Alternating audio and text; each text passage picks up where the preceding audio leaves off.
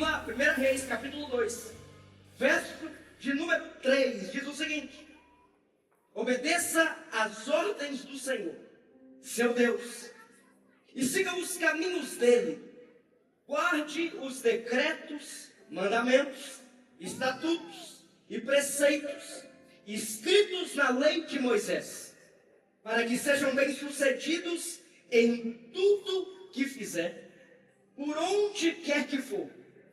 Desse modo, o Senhor manterá a promessa que me fez. Se seus descendentes viverem como devem e me seguirem fielmente, de todo o coração, repita comigo, de todo o coração, de toda a alma, sempre haverá um deles no trono de Israel. Quantos aqui querem viver coisas extraordinárias na sua vida? Não, tem um outro que não quer. Quantos aqui querem viver coisas extraordinárias? Meu irmão, você vive para isso. Você não quer viver a normalidade. Você não entra mês e sai mês querendo viver a mesma coisa. Você não entra ano, sai ano querendo viver a mesma coisa. Afinal de contas, lá em dezembro, você para estipular os seus alvos para o ano que está por vir. E sempre os alvos estão um passo além daquilo que você já viveu no ano anterior. Você concorda comigo? Ou seja, você quer viver algo extraordinário. Você quer viver algo extraordinário. Nesse texto, 1 Reis, que eu acabei de ler aqui, é um texto que é um conselho de Davi para o seu filho Salomão. É um conselho de um homem que é o homem segundo o coração de Deus. Repita comigo, Davi, um homem segundo o coração de Deus. Não é qualquer um, não. A vida de Davi não era de qualquer forma. As atitudes de Davi não eram qualquer atitude. Davi não andava de qualquer forma. Davi andava segundo o coração de Deus. Aí você deve estar perguntando, tá, mas pastor, Davi errou, Davi falhou. Não é sobre ser perfeito, é sobre ser dependente. Não é sobre ser perfeito. Uma vida em busca da perfeição é uma vida religiosa. É uma vida onde você acusa, mas não observa. É uma vida onde você acha que fazer da forma com que você acha que tem que ser feito te aproxima de Deus. Não é sobre uma vida perfeita, é sobre uma vida dependente. Deus está falando com pessoas aqui nesta noite acerca de um próximo nível que Ele quer colocar você. Deus está falando com pessoas aqui essa noite para você andar rumo ao extraordinário de Deus. Tudo que Deus faz aponta para algo extraordinário. Quando você olha para a criação, não havia nada. Deus poderia ter feito de qualquer forma. Não havia parâmetro. Deus poderia ter feito a terra de qualquer forma. Mas Deus não faz nada de qualquer forma. Ele faz excelente, Ele faz extraordinário. Quando você olha para o seu corpo, Ele poderia ter criado homem de qualquer forma, de qualquer jeito, mas Ele olha para você e cria você a imagem e semelhança dEle, para que você viva aqui na terra, a imagem e semelhança dEle. Ou seja, você foi criado para viver coisas extraordinárias aqui nessa terra. E vamos um pouco mais além. A Bíblia fala que olho nenhum viu e ouvido nenhum escutou aquilo que Ele, Deus, preparou para os filhos dele. E alguém que pode dar um glória a Deus aqui essa noite? Mas vamos lá. Davi está dando um conselho para Salomão. E eu vou dar outro para você, que está quente aqui dentro. Obrigado, gente. Aí agora ele cai.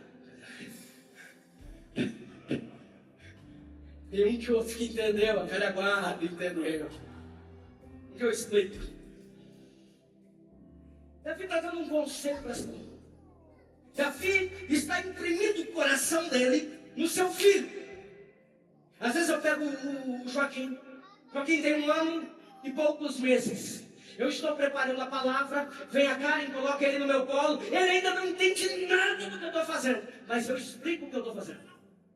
Por várias vezes eu peguei a minha filha Betina e andava pelos corredores da igreja lá em Chapecó, em meio a culto, em meio às programações, explicando para ela o que estava acontecendo, impulsionando a minha filha para orar. Existem várias e várias fotos da Betina com as mãos estendidas, orando, declarando sobre aquele lugar. Mas pastor, ela é uma criança, mas eu como pai tenho a responsabilidade de ensinar ela no caminho que ela deve andar. Eu imprimo o meu coração no coração dos meus filhos.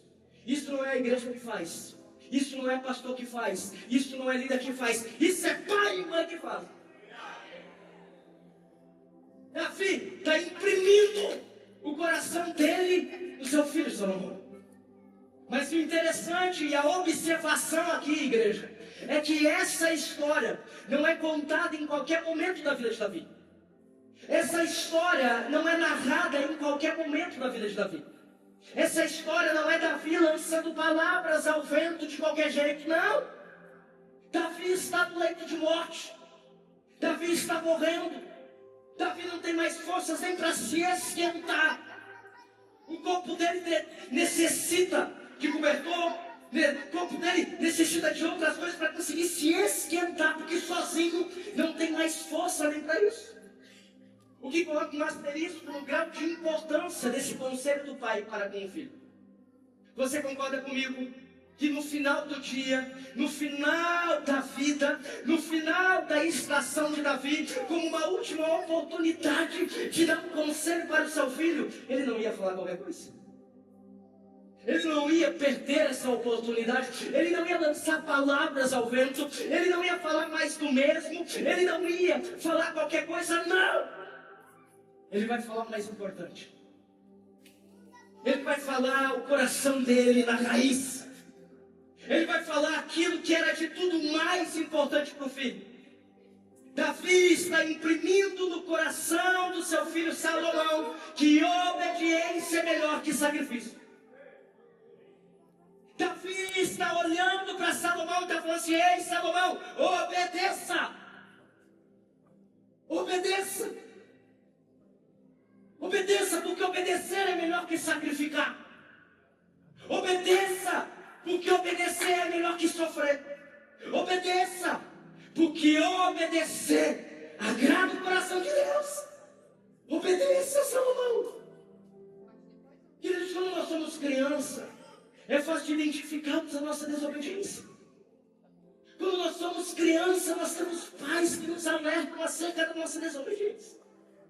Quando nós somos criança, quando nós éramos criança, nós tínhamos pais que falavam assim: ei, não faz isso, porque se fizer isso vai dar errado. Não vai por esse caminho, porque se ir por esse caminho vai dar errado. Ei, se afasta dessas amizades, porque se você continuar desse jeito vai dar errado. Muitas vezes a gente não entende. Quando já chegaram em casa, tomaram uma chamada de atenção dos seus pais, e na hora você escutava aquilo, e você fala assim: não, meu pai e minha mãe não sabem o que estão falando. Mas aqui, seja sincero essa noite. Entenda algo. Eles tinham uma sabedoria de anos de vida além de nós. Quando nós somos criança, é fácil de identificarmos a desobediência. O problema é agora como adulto. O problema, Lucas, é que agora como adulto, quando alguém chega e fala: ei, não vai por esse caminho, você fala assim: não, o senhor não vai. Quando alguém chega e fala: Sandro, ei, você precisa ser cuidado, você precisa ser discipulado, não, mas a vida inteira não deixa sozinho. O problema não é quando você é criança, o problema é você ser obediente quando você é adulto. O desafio é você continuar com um coração de criança, tendo a sua experiência de vida, o seu próprio entendimento, e entender que não é sobre a base do teu entendimento que você passa a pauta, as suas decisões, mas sobre aquilo que Deus tem para a sua vida. Eu declaro sobre você, eu declaro sobre o seu coração: você não vai precisar sacrificar os seus dias, você não irá precisar perder tempo para viver aquilo que Deus tem para a sua vida. É por isso que tem muitas pessoas que chegam para a igreja e falam assim: mas não aguento mais. Tem muitas pessoas que olham para o evangelho e falam assim: esse fardo é muito pesado, nós não se carrega. Porque ao longo da sua vida, ao longo das suas decisões, ao longo da sua caminhada, Você vai tomando decisões, você vai indo por caminhos, você vai escolhendo rotas, e cada rota errada é um tijolo que você coloca na sua bagagem. Cada decisão errada é um tijolo que você acrescenta na sua bagagem. Cada fala errada é um tijolo que você acrescenta na sua bagagem. Cada decisão precipitada é um tijolo que você acrescenta na sua bagagem. Cada ato falho é um tijolo que você apresenta na sua bagagem. E é por isso, Samuel, que tem muita gente que entra por aquela porta sem força para viver, sem força para prosseguir, porque não aguenta mais, não aguenta mais da mesma forma, não aguenta mais do mesmo jeito, não aguenta mais do mesmo, não aguenta mais.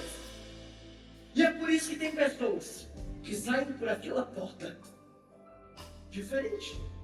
Você entra não aguentando mais, mas você sai diferente. Peraí, eu pisei na igreja, algo aconteceu comigo. Eu pisei na igreja, eu tô até mais leve. Eu fui na igreja domingo, nossa, algo aconteceu comigo. Ei, deixa eu te contar um segredo. A Bíblia fala que se o teu fardo está pesado, é para você apresentar para Jesus. É justamente Jesus falando assim: ei, eu sei que você insiste em desobedecer, eu sei que você insiste em ser carnal, eu sei que você insiste em querer fazer do seu jeito, eu sei que você insiste em querer fazer da sua forma. Pois bem, mesmo você não obedecendo, vem cá, eu pego o seu fardo, pega o meu que é leve, e vamos junto agora, porque eu estou contigo.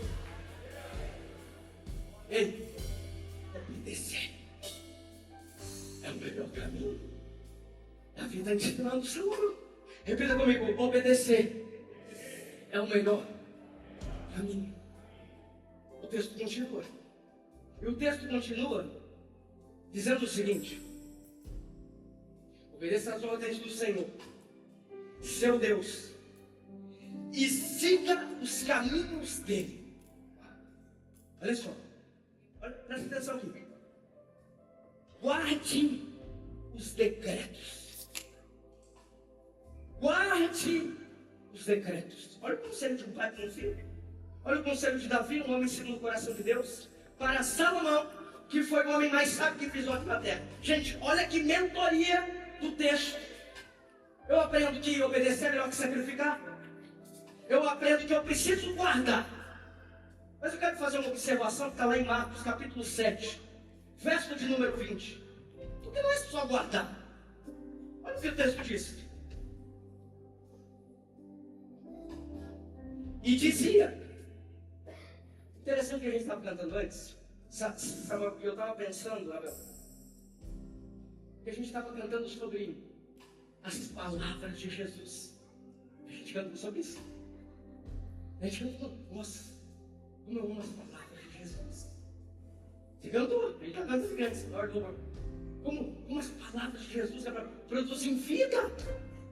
Como nós amamos as palavras de Jesus. Pois bem, aqui é uma palavra de Jesus. E a palavra de Jesus para o povo era o seguinte: o que sair do homem, isso é o que contamina. Porque de dentro do coração dos homens é que procedem os maus desígnios, a prostituição, os furtos, os homicídios, os adultérios, a avareza, as malícias, o dolo, a lascívia, a inveja, a blasfêmia, a soberba, a loucura. Ora, todos estes males vêm de dentro e contaminam o homem. Misericórdia. Por isso que quando eu volto para o texto de 1 Reis, e quando Davi fala o seguinte para Salomão: ei, Salomão, guarda os decretos, mandamentos e estatutos, preceitos da lei de Moisés, para que seja bem sucedido em tudo que você fizer.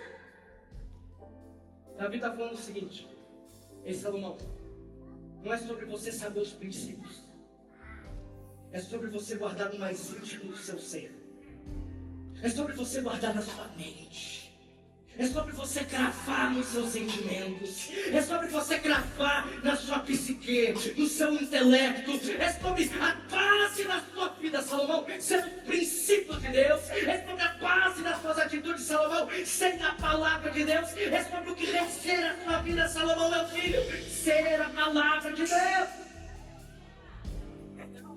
Para que quando você precisa tomar decisão, você tome da melhor forma. Não é à toa que Salomão pediu sabedoria para Deus. Sabe por que Salomão pediu sabedoria para Deus? Porque ele assume um reinado, ele era novo, ele assume uma alta responsabilidade, que era liderar depois de um homem que é tido como um homem segundo o coração de Deus. Ele é aconselhado pelo pai a pedir sabedoria. Então, quando Salomão está diante de Deus, ele fala assim: Deus, eu quero sabedoria para governar. Sabe por quê? Porque com a mente que eu tenho, eu não vou conseguir tomar as melhores decisões. Eu preciso de ti. Eu preciso de ti. Ei, entenda algo. Obedecer é melhor que sacrificar. E quando você guarda a palavra de Deus no seu coração, não é simplesmente sobre você saber, não é simplesmente sobre você saber o que está escrito. Porque da mesma forma que o Salmo 91, aberto na sua casa, não garante que a sua casa seja guardada por Deus. Você saber que os princípios de Deus na sua vida e não andar de acordo com isso não vai adiantar em nada. Eu obedeço, mas eu também guardo. Mas eu não guardo de qualquer forma. Eu guardo no mais profundo do meu entendimento. Eu guardo no mais profundo do meu ser. E quando você é levado a lugares de desafio, mesmo em meio ao desespero, você continua honrando Deus. Mesmo em meio às adversidades, já continuamos honrando Deus. Não é à toa que a Bíblia fala que são pelas iniquidades que o povo não obedece. Iniquidade que é aquele pecado que você trata, não tem nada a ver. São as pequenas pedras que você corre risco de tropeçar. Eu estou aqui essa noite para declarar algo sobre a sua vida. Eu declaro que você viverá algo extraordinário. Eu declaro que você viverá uma estação do extraordinário de Deus. Agora, eu declaro que você inaugura uma estação de obediência. Eu declaro que você inaugura uma estação não só de saber o que Deus pode fazer, mas de viver aquilo que Ele tem para a sua vida. Não é para saber, eu faço parte. Pastor João, sabe qual que é a diferença? Quantos aqui gostam de um omelete e bacon? Omeletezinho e bacon, posso ir? Olha só, um omelete. Estevão é meu irmão, vai ser bem. Um omelete, um bacon. Então, Roberto, sabe qual que é a diferença do omelete? Bem, os dois usam animal. Os dois. Lucas, você que estava lá na América recentemente, possivelmente você foi lá, chegou, tal. Se não foi, a próxima vez você vai. Coisa boa, aquele café americano, Elias. Carlos, você está lá com o seu omelete, com o seu bacon. A diferença é que a galinha botou o ovo para envolvida com o movimento.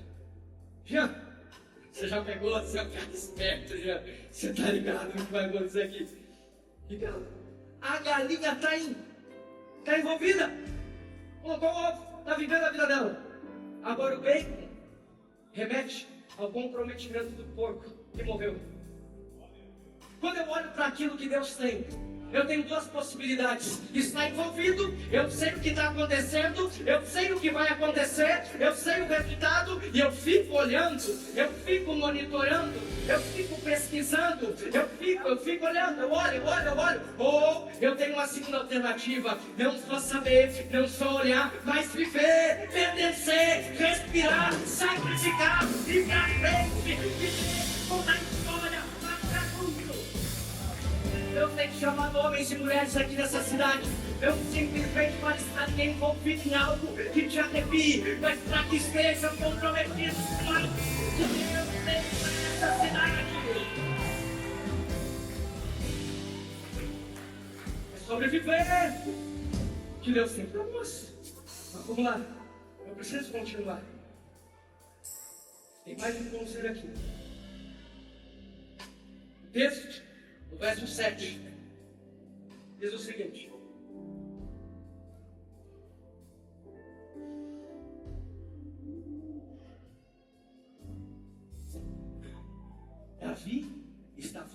Salomão. Pastor Júlio, Davi, pai, aconselhando o filho. Júlio, olha o texto. Davi, seja bondoso com os filhos de Barzilai, de Gileade.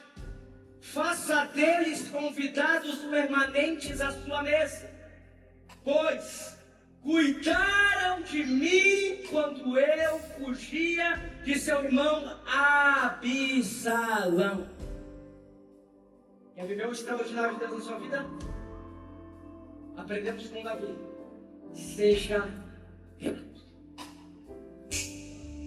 Seja grato. Porque a gratidão é a memória do coração. Tem muitas pessoas que usam pessoas para usurpar aquilo que essas pessoas podem dar. Tem muitas pessoas que são intencionais para alcançarem lugares, porque essas pessoas são trampolim, degrau. Isso acontece na Bíblia. Isso acontece na Bíblia. A Bíblia fala que 10 leprosos vão ao encontro de Jesus. Pastor João, olha o que está acontecendo. Os 10 leprosos estão com um X na testa sobre a morte. Lepra não tinha cura. Estão prestes a morrer. Estão prestes a acabar com tudo. Ficam sabendo que Jesus iria passar. Vão ao encontro de Jesus. Sabiam que Jesus poderia dar algo, Léo, que eles não teriam. Sabiam que Jesus poderia dar uma resposta que eles, naquele contexto, Isaías, não poderiam viver. Vamos ao encontro de Jesus. Jesus dá um comando para os leprosos. Ei, vamos se apresentar ao chefe da sinagoga. No meio do caminho. A história conta que um começou a olhar para o outro. Cadê a lepra do teu braço?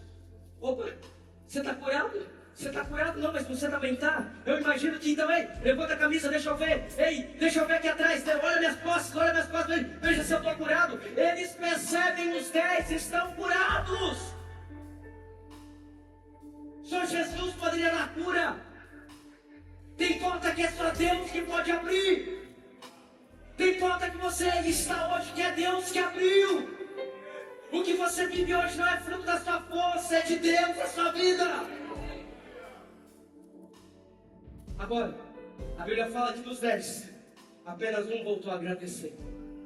E quando esse único volta a agradecer, a Bíblia fala que ele recebe algo que os outros não tinham recebido. Ele recebe a salvação. Os outros recebem uma resposta imediata para algo imediato. Agora, o grato recebe aquilo que levaria ele para a eternidade. Você não foi criado simplesmente para viver uma estação na sua vida. Por isso, lembre-se, seja grato. Dê gratidão a quem merece gratidão. Porque a gratidão é a memória do coração. Gratidão é a memória do coração. Gratidão é o que crava o seu coração.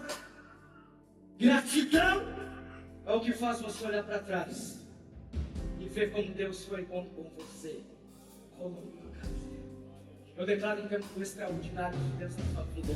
Mas eu também declaro que as escamas dos seus olhos caiam. E que Deus lhe ouviu e que Ele traga à sua memória atitudes de gratidão que você precisa reverberar, atitudes de gratidão que você precisa ter, atitudes de gratidão que precisa demonstrar os princípios que você tem gravado em você.